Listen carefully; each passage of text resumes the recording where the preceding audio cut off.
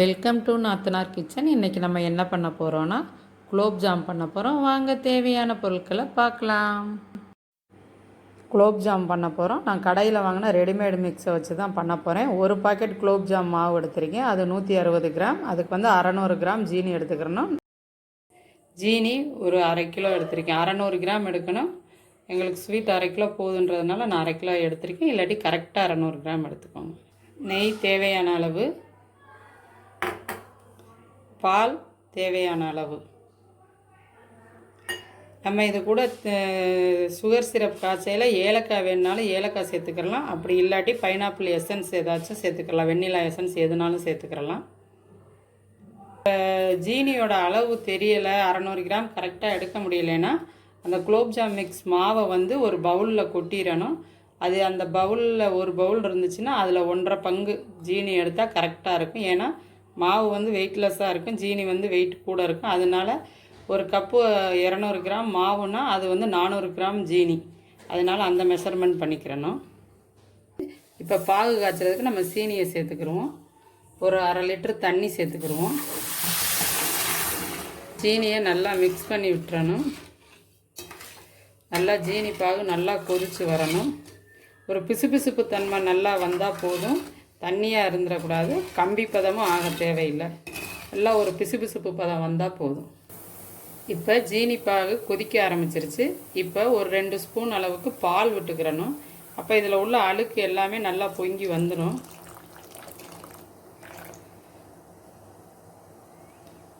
அந்த அழுக்கு பூரா மேலே கொதித்து வந்துடும். அதுகளை பூரா நம்ம எடுத்துடணும். எடுத்துட்டோன்னா நல்லா சீனி பாகு நல்லா பியூராக இருக்கும். ஜீனியில் உள்ள அழுக்கு பூரா அந்த மேலே பொங்கி வர ஆரம்பிச்சிருச்சு. இப்போ இதுகளை பூரா நம்ம எடுத்துடணும். இந்த பதத்தில் இருந்தாலே போதும். இந்த இப்படி பிசு பிசுக்குன்னு ஒட்டினாலே போதும். இப்போ இது கூட நான் ஏலக்காய் சேர்க்காம கொஞ்சம் எசன்ஸ் சேர்த்துக்கிறேன், ஒரு 1/4 ஸ்பூன். நீங்கள் வேணும்னா ஏலக்காய் சேர்த்துக்கோங்க. எங்களுக்கு இந்த டேஸ்ட்டு பிடிக்கும், அதனால் இதை ஊற்றிட்டேன். இப்போ மிக்ஸ் பண்ணி விட்டுட்டு இப்போ இதை இறக்கி வச்சுக்கிறலாம். இப்போ மாவு பிசைஞ்சுக்கிறலாம். இப்போ மாவு பாக்கெட்டை கட் பண்ணி இப்போ ஒரு பவுலில் மாவை கொட்டிக்கிறலாம். அதில் கட்டிகள் இல்லாமல் அதை நல்லா பிசைஞ்சு விட்டுக்கிறணும் இருக்கும். இப்போ நம்ம பாலை ஊற்றி மிக்ஸ் பண்ணிக்கிறோம். கொஞ்சம் கொஞ்சமாக ஊற்றி மிக்ஸ் பண்ணணும். அப்போ தான் நம்மளுக்கு அளவு கரெக்டாக வரும். நிறையா ஊற்றிட்டா மாவு தண்ணியாக ஆயிரும்.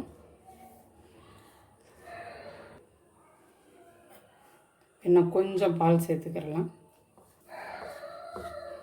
இந்த அளவே போதும். இதை நல்லா பிசைஞ்சுக்கிடுவோம். ரொம்ப அடித்து அமைக்க அந்த மாதிரிலாம் பிசையக்கூடாது. கொஞ்சம் ஸ்மூத்தாக சாஃப்டாக தான் நல்லா பிசறணும்.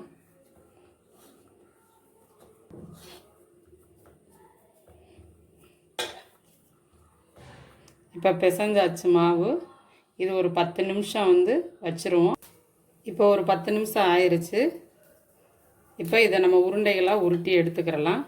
கையில் நெய்யோ எண்ணெயோ தொட தேவையில்லை. நம்ம பக்குவமாக பிணைஞ்சிட்டா இந்த மாதிரி ஒட்டாமல் நல்லா வரும்.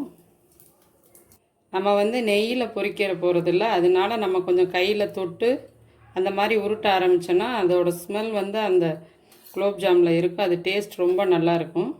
அதனால அந்த மாதிரி உருட்டிக்கலாம். நம்மளுக்கு எந்த அளவு உருண்டை வேணுமோ நம்ம இஷ்டம்தான் போட்டுக்கிறலாம். இந்த மாதிரி உருட்டி எல்லாத்தையுமே எடுத்துக்கிறோம். இப்போ எல்லாத்தையுமே உருண்டைகளாக உருட்டி எடுத்தாச்சு. இப்போ இதை பொரித்து எடுத்துக்கலாம்.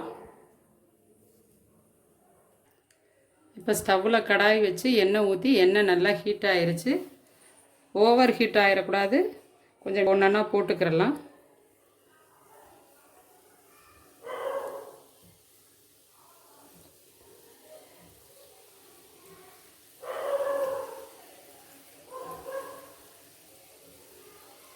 இப்போ நல்லா கொஞ்சம் செவக்க பொரியணும்.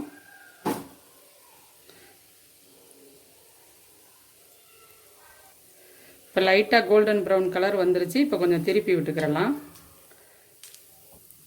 இந்த மீடியம் ஃப்ளேம்லேயே வச்சு பொரிச்சாதான் உள்ளுக்குள்ளேயும் மாவாக இருக்காமல் கொஞ்சம் உள்ளேயும் நல்லா வெந்திருக்கும், மேலேயும் கொஞ்சம் நல்லா ப்ரௌன் கலர் மாதிரி வரும். இல்லாட்டி கருகி கருப்பாக ஆகுற மாதிரி அந்த மாதிரி வந்துடும்.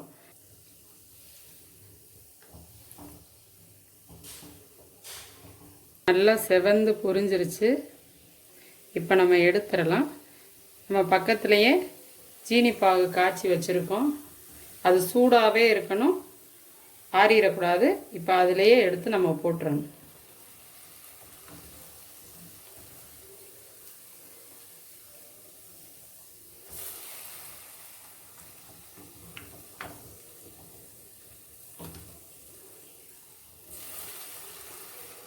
கொஞ்சம் சூடான பாகில் போட்டால் தான் அந்த ஜாமுனுக்குள்ளெல்லாம் நல்லா சுகர் சிரப் நல்லா இறங்கும், டேஸ்ட்டும் ரொம்ப நல்லா இருக்கும்.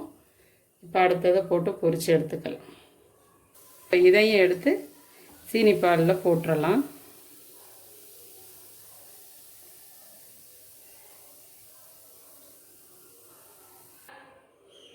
இப்போ எல்லா ஜாமுனையுமே பொரித்து சுகர் சிரப்பில் சேர்த்தாச்சு. இது கொஞ்சம் நல்லா ஊறணும். நம்ம சுகர் சிரப் வைக்கிறது வந்து அகலமான பாத்திரமாக இருக்கணும். அப்போ தான் நம்ம ஜாமுன் ஊறின உடனே கொஞ்சம் பெருசாகும். உப்பி வரையில் அந்த எல்லாமே இடம் கரெக்டாக இருக்கும். ஒடுக்கமான பாத்திரத்தில் இருந்தால் அது பூராமே உடஞ்சி போயிடும். இந்த மாதிரி அகலமான பாத்திரத்தில் இருக்கிறது தான் நல்லது.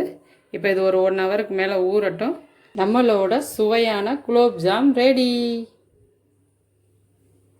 சமையலை தொடர்ந்து பார்க்கணுன்னா எங்களோட சேனலை சப்ஸ்கிரைப் பண்ணுங்கள், லைக் பண்ணுங்கள், ஷேர் பண்ணுங்கள், கமெண்ட் பண்ணுங்கள். அப்படியே பக்கத்தில் உள்ள பெல் ஐக்கானை கிளிக் பண்ணுங்கள். அப்போ தான் நாங்கள் போடுற வீடியோக்கள் நோட்டிஃபிகேஷனாக வரும்.